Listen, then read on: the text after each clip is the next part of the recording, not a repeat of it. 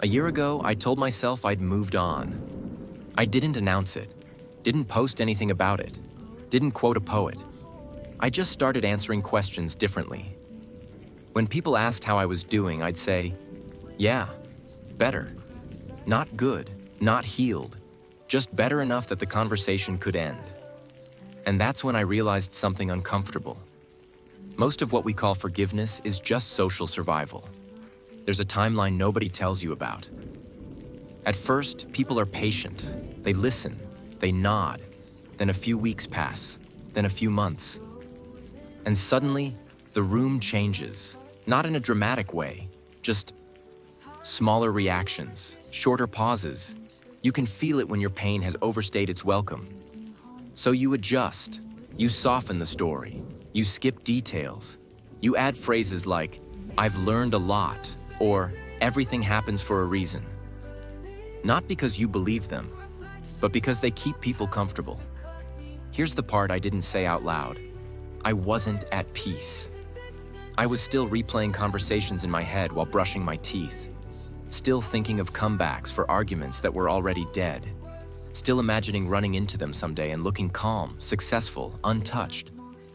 Not because I missed them, but because I wanted the story to end with me winning. And that's not forgiveness. That's unfinished business wearing a polite mask. I tried doing everything right. Gym, journaling, early mornings.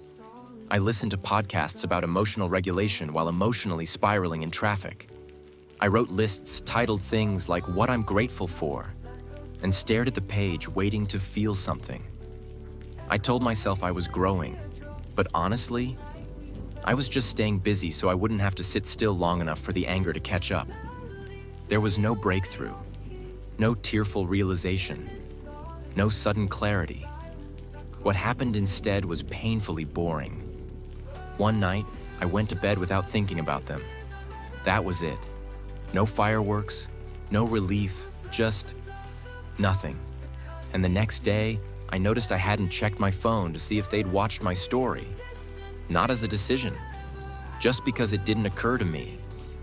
That's when it clicked. Forgiveness isn't something you do. It's something that happens when the emotional return on investment drops to zero. When holding the grudge requires more energy than letting it go. Not because you're wise, because you're tired. We fake forgiveness because unresolved anger makes people uneasy. It doesn't fit into group chats. It ruins brunch. So we rush ourselves. We try to skip ahead to the part where the lesson makes sense. But grief doesn't work on deadlines.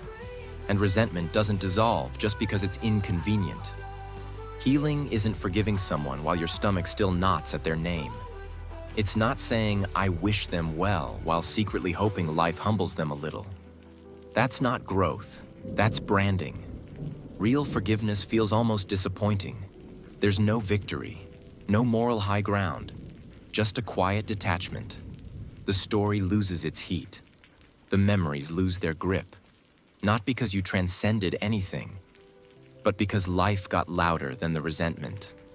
So if you're still angry, if you still feel the pull to check, compare, replay, that doesn't mean you're failing. It means you're not lying to yourself yet. You don't owe anyone closure. You don't owe the calendar a clean slate. You're allowed to take longer than people are comfortable with. Forgiveness isn't a performance. It doesn't arrive on schedule. It doesn't need witnesses. It shows up quietly when you're finally living again and realize the weight isn't there anymore. Not because you dropped it on purpose, but because you stopped carrying it. And that's enough.